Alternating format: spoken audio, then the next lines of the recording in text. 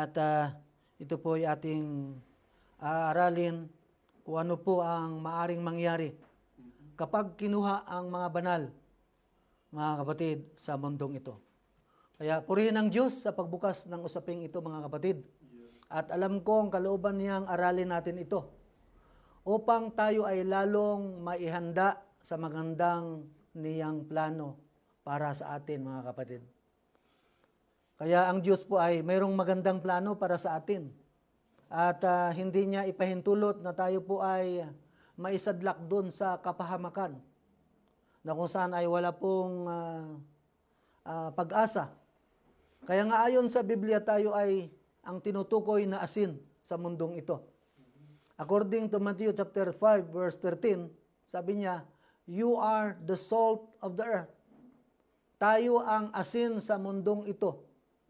Ang asin ay isa sa pinakamahalaga na elementong ginawa ng Diyos at ito'y typology sa ating pagkatao. Ito po'y tumitipo sa ating pagkatao, mga kapatid. Bakit? Dahil maging sa ating pananalita ay in-advise ito ni Apostol Pablo at ito'y sinabi sa mga taga-Kulusas na sabi niya na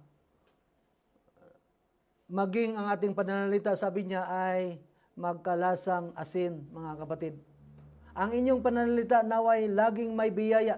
Sabi nga rito sa Colossians chapter 4 verse 6. Naway laging may biyaya na nagkalasang asin upang inyong maalaman kung ano ang nararapat ninyong isagot sa bawat isa. Ibig sabihin, yung ating pong pananalita ay laging, ito po ay naghahatid ng, tinawag nito ng positibong kaisipan, hindi negatibo. Ito ay constructive, hindi destructive na klaseng pananalita na kung saan ay maririnig mo doon sa mga tagalabas, mga kapatid, na ang kanilang pananalita ay lagi pong nakakadismaya. Kailangan po yung ating pananalita ay punong-puno ito ng mga positibong bagay na makapag-magnetize sa isang tao pag siya po ay mag-isip na umasenso o mag-isip na kanya pong iayos ang kanyang buhay, mga kapatid. Yan po ang ibig sabihin ni Apostol Pablo na sinulat sa mga taga-Colossian. Kaya sabi niya, ang inyong pananalita naway laging may biyaya. Ibig sabihin, pag narinig ito ng iyong kapwa ay, ibig sabihin, naririnig na yung grasya na nagmumula doon sa iyong pananalita. Kaya pag sinabi na may lasang asin, meaning punong-puno ng pag-asa, positibong pananaw, kapayapaan at dalisay na kaisipan. Dahil kung may ganun po ang ating pag-iisip, mga kapatid, na punong-puno ito ng positibong pananaw, ibig sabihin, hindi po nakakadismaya yung iyong palaging sinasabi. Laging ang iniisip mo ay yung support sa iyong kapwa, support sa isang gawain, o support sa isang tao na mayroong kahinaan, or nagbibigay ka ng kapayapaan sa kanyang buhay, na kung saan ay siya po ay mayroong kabigatan sa kanyang buhay na pag ngayon sa buhay niya. At magkaroon ng tinatawag na dalisay na kaisipan. Pag sinabang dalisay ay yung malinis na damdamin, na isip sa kapwa, mga kapatid. Hindi na yung lagi kang merong maling kinakomento sa iyong kapwa, mga kapatid. Dahil kung ganun ang kaisipan ng isang tao, mga kapatid, ay ibig sabihin, hindi yan Kristiyano. Yan ang taong palaging naghahunting ng bagay na pwede niyang gamitin para gawing sandata sa kanyang kapwa, mga kapatid. Ayon kay Mark chapter 9 verse 50, sabi niya, mabuti ang asin, datapwat kung tumabang ang asin, ay ano ang inyong ipagpapaalat? Diba? Taglayin ninyo sa inyong sarili ang asin, at kayo'y magkaroon ng kapayapaan sa isa't isa. So yung asin pala ay ang tao na mayroong positibong isip, ang taong mayroong pong Holy Ghost ng Diyos, mga kapatid.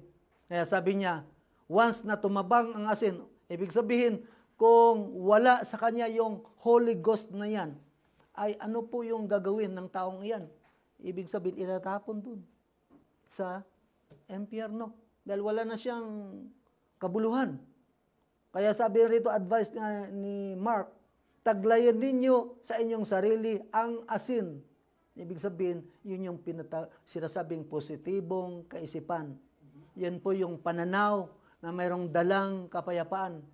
Pananaw na mayroong dalisay na isip, puro, pure, tapat, at mapagkatiwalaang na klase ng Kristiyano, mga kapatid. Kaya, ang asin po ay napakahalaga na ingredient sa ating pagkain, na kung wala yung asin na yan, ay wala kang ganang kumain, mga kapatid. Kaya kung wala ang Holy Ghost sa isang tao, sa isang Kristiyano, ay ano po ang iyong makikita sa kanyang bunga, sa kanyang buhay, mga kapatid. Ang asin ay tumutukoy sa Holy Ghost, brothers and sisters. Kaya yung ating title, ano ang mangyayari kapag ang mga banal ay kinuha? Tayo po ang tinutukoy, mga kapatid, na asin, ayon kay Marcos at kay Apostol Pablo, na kung saan tayo ang asin na yan na nagpreserba, mga kapatid, sa mundong ito. Pag wala ng asin dito sa lupa, nangangahulugan ay unti-unti nang mabubulok ang mga bagay dito sa lupa, mga kapatid. Dahil, bakit? Wala nang magpreserba sa kalagayan ng mundo, mga kapatid. So, ibig sabihin, bakit ginamit ng Diyos ang ganitong elemento? Dahil ito pala ay napaka-importante, mga kapatid, sa loob ng bahay at sa ating ding buhay, mga kapatid. That's why Apostle Paul said in 2 Thessalonians chapter 2 verse 7, sapagkat ang hiwaga ng kasamaan ay gumagawa na, lamang ay mayroong pumipigil ngayon hanggang sa alisin ito. So nakita niyo yan, mga kapatid, ang sinabi ng Apostol Pablo sa 2 Thessalonians chapter 2 verse 7, for the mystery of iniquity do already work. Nagtatrabaho na ngayon. Noon pa, nagtatrabaho na siya. Pero hindi lang siya makapag-full swing ng kanyang trabaho, mga kapatid. Para linlangin ang lahat ng mga tao. Dahil, bakit? Mayroon pang pumipigil ngayon. Hanggang dumating ang panahon na ito po'y alisin sa mundong ito. Once na ito'y inalis, ang Holy Ghost, ay mabubulok ang mundong ito, brothers and sisters.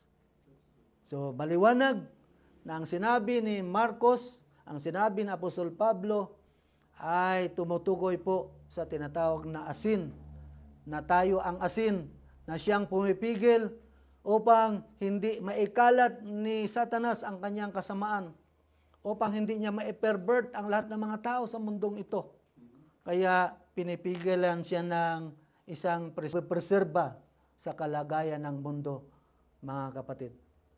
So, ano daw ang pumipigil sa kanya ngayon? Ang asin. Tayo na mayroong Holy Ghost, at pag ito'y alisin at kinuha na ng Diyos, mabubulok ang mundong ito, mga kapatid. Kaya mapalad po tayo. Dahil meron tayong tinatawag na elementong, tinatawag na asin, mga kapatid, na walang iba ang Holy Ghost.